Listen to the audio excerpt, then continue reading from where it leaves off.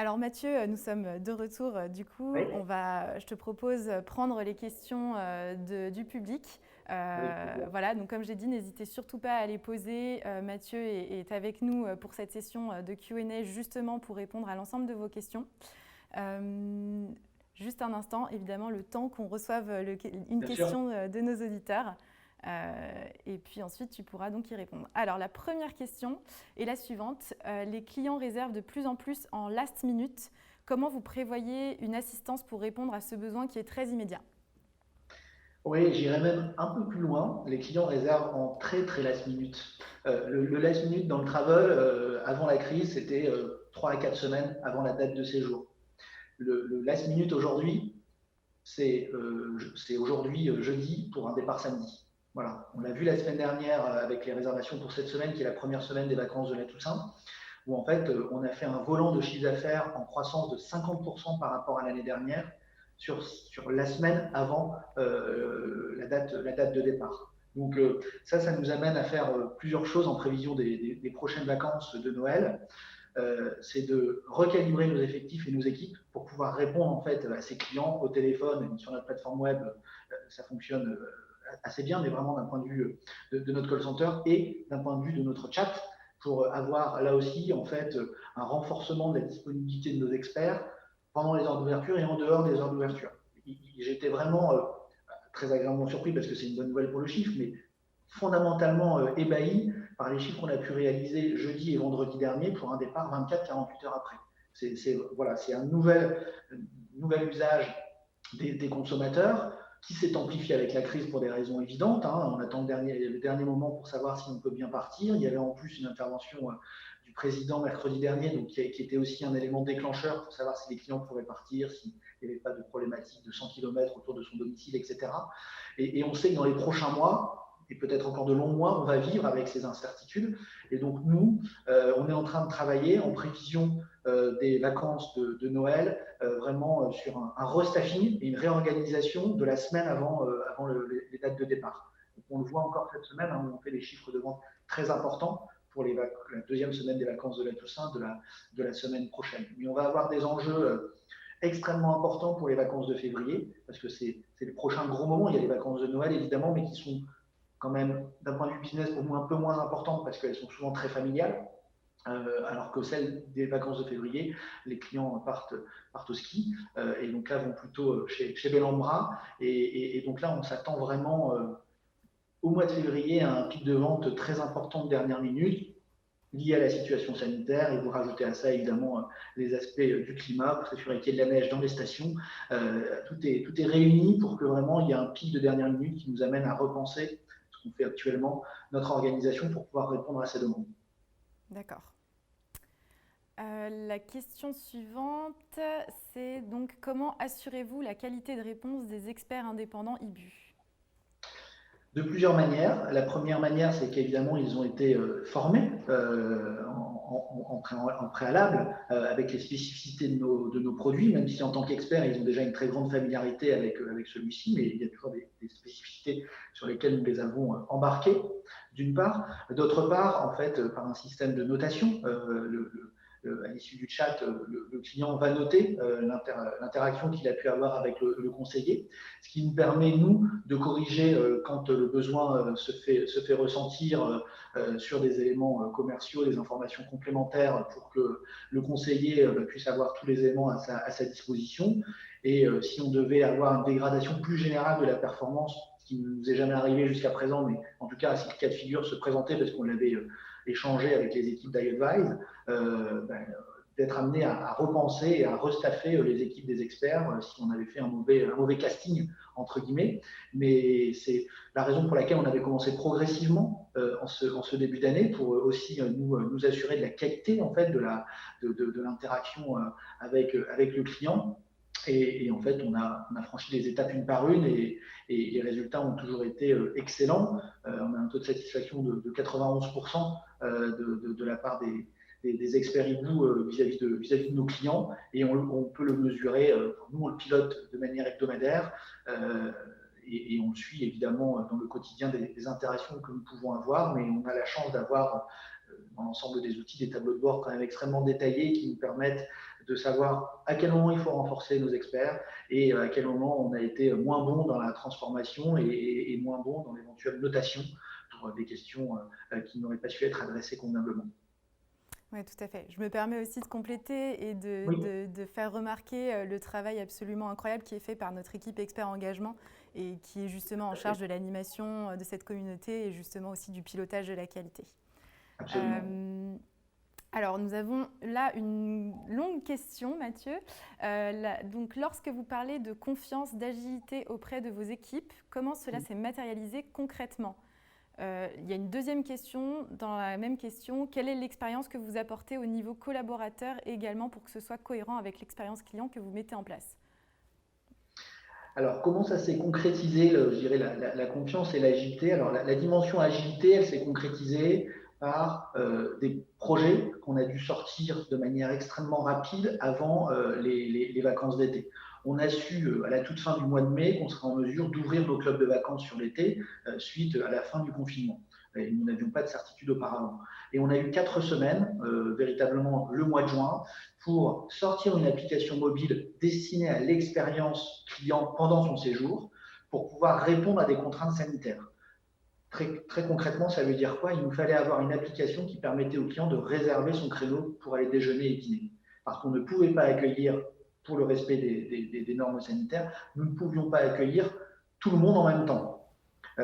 Et donc, il fallait qu'il y ait des vagues d'horaires de repas qui restaient à la discrétion du client, mais on n'allait pas le faire avec un papier et une feuille à l'accueil tous les jours. Donc, il fallait qu'on puisse donner l'autonomie aux clients de pouvoir le faire. C'était la même logique pour les clubs enfants, pour les animations, pour ne pas que ce devienne une contrainte, mais au contraire presque ludique, et que ça permette au client d'organiser sa journée comme bon lui semble, mais avec la garantie de ne pas avoir à attendre, de ne pas être serré aux tables de repas, etc. etc.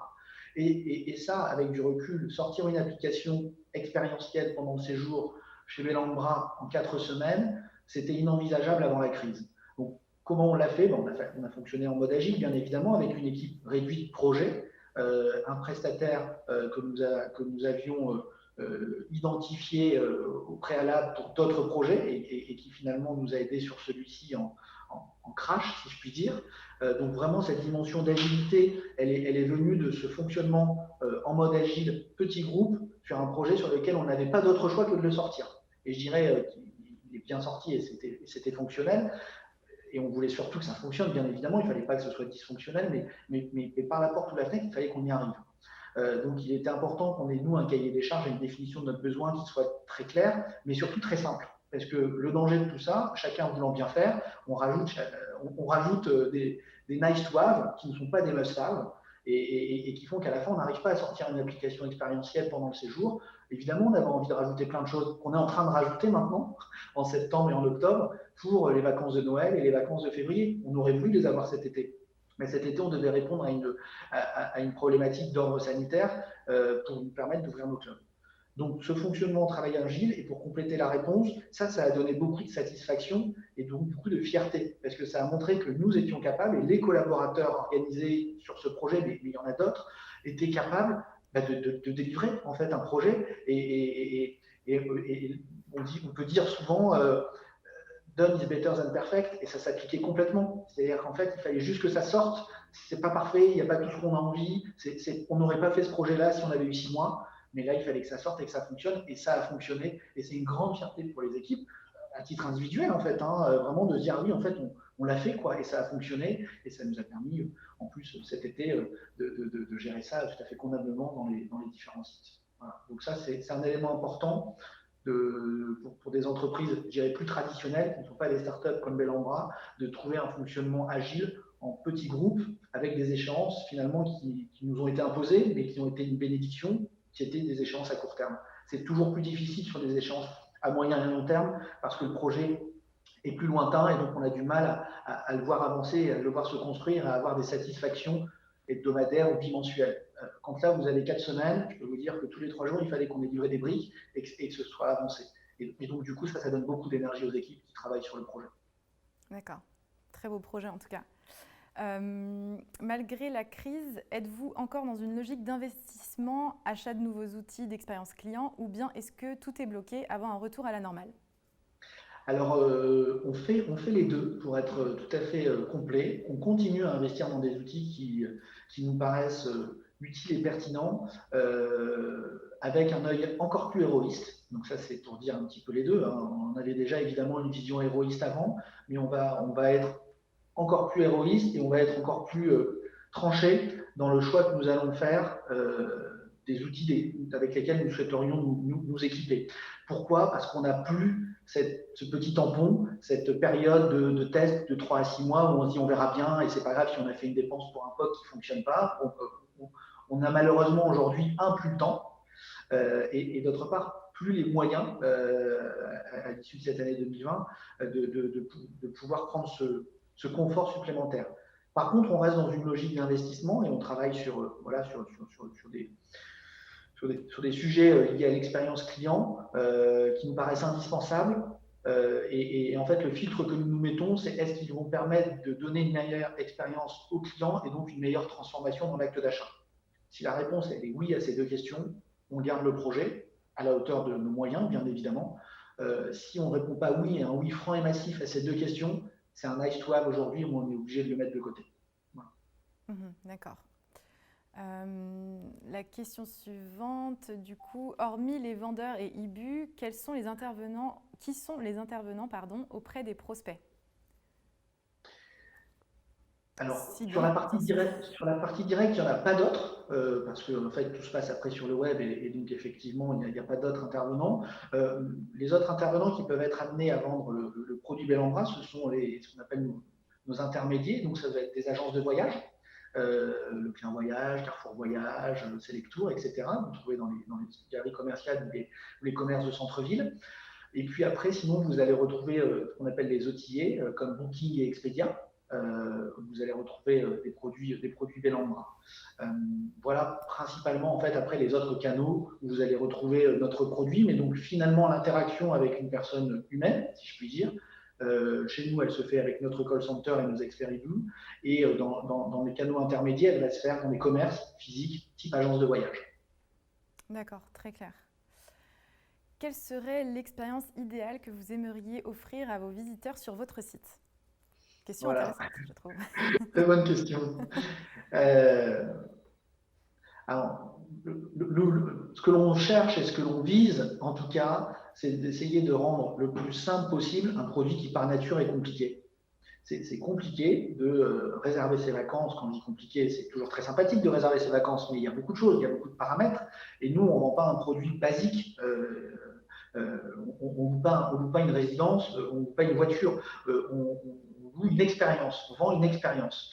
Et donc, dans cette expérience, il y a la restauration, il y a les animations, il y a les clubs enfants, il y a les activités sportives. Et donc, moi, l'objectif que l'on se vise, en fait, avec l'ensemble des équipes chez Bel en Bras, c'est de rendre le plus simple possible un produit qui, par définition, est riche. Je ne vais pas dire complexe, mais qui est riche dans son contenu.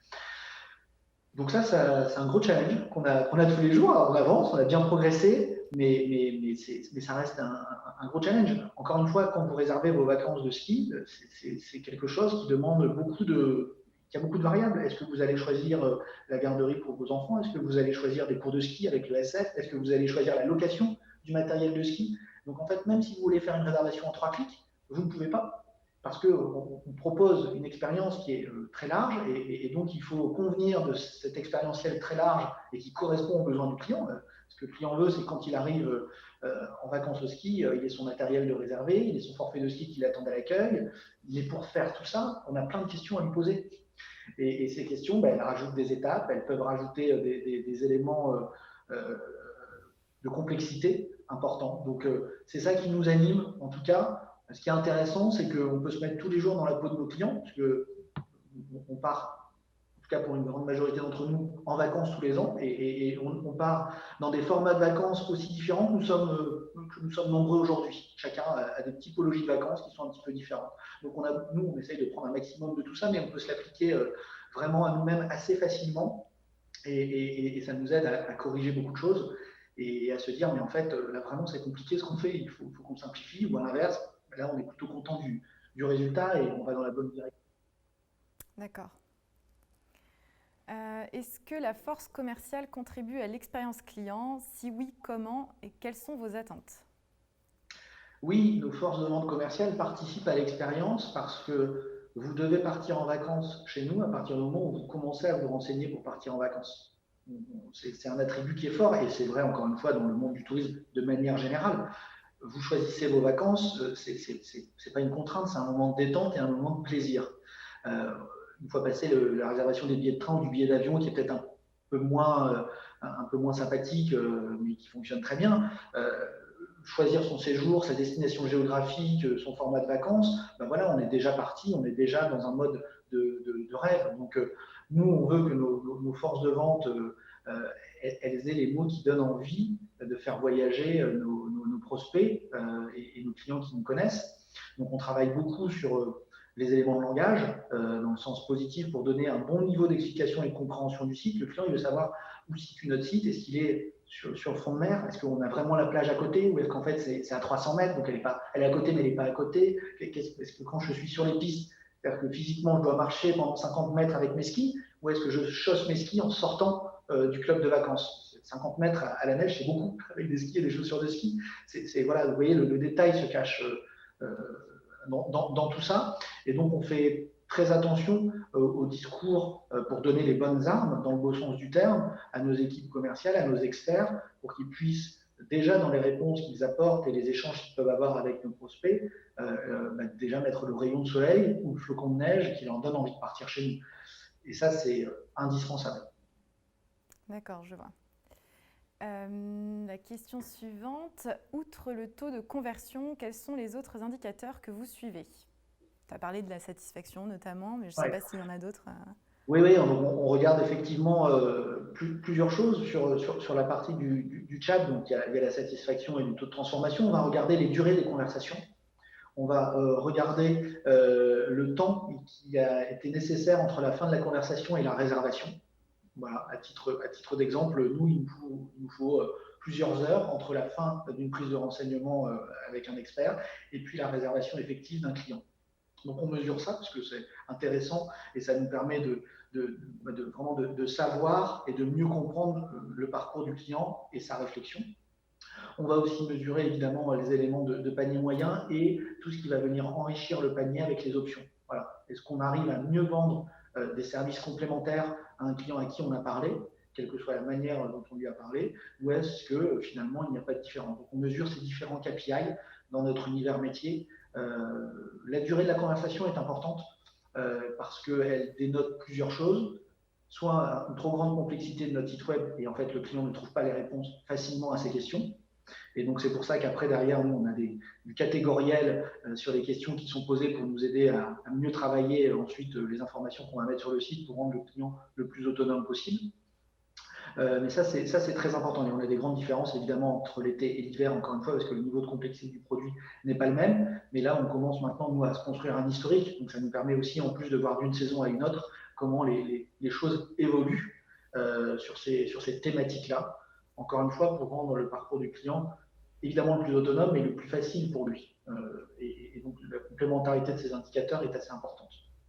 D'accord, donc beaucoup d'indicateurs différents en effet. Oui. Comment vous capitalisez ou utilisez-vous les réseaux sociaux dans votre stratégie, pardon? Alors, elle nous a beaucoup servi, elle nous sert encore beaucoup aujourd'hui dans la situation sanitaire que nous connaissons pour donner des éléments de réassurance. En fait, à la base, on utilise nos réseaux sociaux pour faire rêver et donner envie de partir en vacances et chez Bellambra en particulier aux clients et aux prospects qui nous suivent sur les différents réseaux sociaux. On les utilise aussi comme relais de nos offres promotionnelles. Donc, je dirais que ça, ce sont des choses assez classiques. Et en fait, ce qu'on a beaucoup développé ces derniers mois, c'est vraiment les éléments de réassurance. Voilà. Quels sont les protocoles sanitaires que nous avons mis en place sur les clubs? On revient à l'application dont je parlais tout à l'heure. Est-ce que les clients nous posent des milliers de fois, est-ce que les clubs enfants sont ouverts? Est-ce que la restauration est ouverte? Encore une fois, quand on se remet dans un contexte au mois de mai, au mois de juin, au mois de juillet, il y avait beaucoup d'incertitudes, beaucoup de non-connaissances sur comment allaient se passer les vacances cet été. Donc on utilise aujourd'hui beaucoup plus nos réseaux sociaux comme un canal de diffusion d'informations et de réassurance, et pas uniquement, je dirais, pour promouvoir la marque et ou nos promotions. Et comme on est dans un métier serviciel, c'est extrêmement important et clé que l'on puisse avoir cette proximité. C'est à ça que nous servent les réseaux sociaux, c'est d'avoir cette proximité, mais là, elle est désintéressée d'une certaine manière. Parce qu'en fait, on veut simplement que les clients soient rassurés sur un séjour qu'ils ont déjà réservé et qu'ils se disent en venant chez nous, ok, ça va bien se passer, et puis j'ai la réponse aux 2-3 questions que je me posais. Et on revient à ce que je mentionnais tout à l'heure sur ces dimensions d'immédiateté. Les clients qui nous parlent sur Instagram ou sur Facebook, ils attendent une réponse dans les minutes ou dans l'heure qui suivent, mais pas 3 jours après. Donc, l'avantage, c'est quand on répond à un client, cette question-réponse est visible par tous. Et donc, ça diminue d'autant en fait, le volume de questions qui sont posées, parce que dans les commentaires, on a bien souvent 90% des questions que les clients se posent qui sont adressées. Voilà. On a beaucoup travaillé sur ça cet été, en réactif. Parce que évidemment, on ne l'avait pas anticipé, on n'avait pas identifié ce besoin de manière aussi importante. Donc, on a travaillé en réactif. On est meilleur aujourd'hui, mais on a encore beaucoup à faire pour être non seulement être encore plus réactif, mais surtout pour anticiper un peu les interrogations que peuvent avoir nos clients et qu'on n'aurait pas cernées aujourd'hui. D'accord. Comment animez-vous et fidélisez-vous votre communauté d'experts ? Alors ça, c'est une bonne question. C'est un travail que l'on fait avec les équipes d'iAdvise. Moi, en fait, les communautés d'experts sont dans notre organisation gérées directement par notre directrice e-commerce et notre directrice du call center. Donc, on va dire que c'est un monde à 2 têtes chez nous qui permet d'animer le niveau de performance avec l'ensemble des KPI que je mentionnais tout à l'heure, et puis des sessions de formation qui ont lieu en début de saison. Principalement pour s'assurer effectivement de la bonne connaissance des spécificités de notre produit. Mais c'est assez, d'une certaine manière, c'est assez léger en fait. Encore une fois, dans le bon sens du terme, c'est pas quelque chose qui nécessite un travail titanesque chaque début de semaine où il faut revoir l'ensemble des experts pour leur dire ce qui va, ce qui ne va pas. En réalité, c'est quelque chose chez nous qui est très fluide, mais qui est très fluide depuis le départ. Alors, vous en parlez mieux que moi, mais ça passe vraiment par la bonne sélection des experts. Pour moi, c'est le cœur du sujet, hein. La bonne sélection des experts dans les verticales métiers, ce qui est le cas chez nous sur la partie travel. Et puis après, sur notre part du travail, qui est le bon onboarding de ces experts avec les informations qu'on doit leur donner pour qu'ils puissent avoir évidemment les réponses. Beaucoup de ces experts sont déjà venus en vacances chez Bellambra. Donc, on revient au cœur de la question, qui est la bonne sélection des experts, qui est le savoir-faire de iAdvise, et qui en fait fait que pour nous, c'est assez tranquille. Et on a peu, et c'est pas du tout pour flatter, c'est vraiment une réalité, et c'est pour ça qu'on l'a amplifié, parce qu'en fait, c'est pas quelque chose qui est chronophage pour nous dans notre business line hebdomadaire. D'accord, on est ravis évidemment de l'entendre, que ça soit très bien vécu.